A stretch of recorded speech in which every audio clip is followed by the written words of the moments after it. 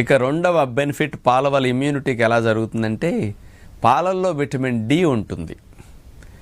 Animal products కాబట్టి పాలల్లో డైరెక్ట్గా బాడీకి కావాల్సిన విటమిన్ డి లభిస్తుందన్నమాట. ఈ విటమిన్ డి అనేది ఇమ్యూనిటీ బూస్టింగ్కి బాగా ఉపయోగపడుతుంది. అందుకనే కోవిడ్ వైరస్ ఇన్ఫెక్షన్ కలిగించినప్పుడు విటమిన్ డి తప్పనిసరిగా వాడాలి అని అందరూ ప్రచారం చేయటంతో విటమిన్ డి పట్ల అటెన్షన్ బాగా పెరిగింది. అంటే ఇమ్యూనిటీ బూస్టింగ్కి విటమిన్ సి చాలా అవసరం అన్నమాట. కాబట్టి పాలల్లో ఉండే విటమిన్ డి మనకి డైరెక్ట్గా ఇమ్యూనిటీకి సపోర్ట్ చేస్తుంది. ఇది రెండవది. మన శరీరంలో బోన్ మ్యారోలోనే ఇమ్యూనిటీ సెల్స్ అన్నీ బాగా తయారవుతూ ఉంటాయి. మరి అక్కడి నుంచి యాక్టివేట్ అయ్యి కూడా బాడీలోకి పుష్ చేయబడుతూ ఉంటాయి.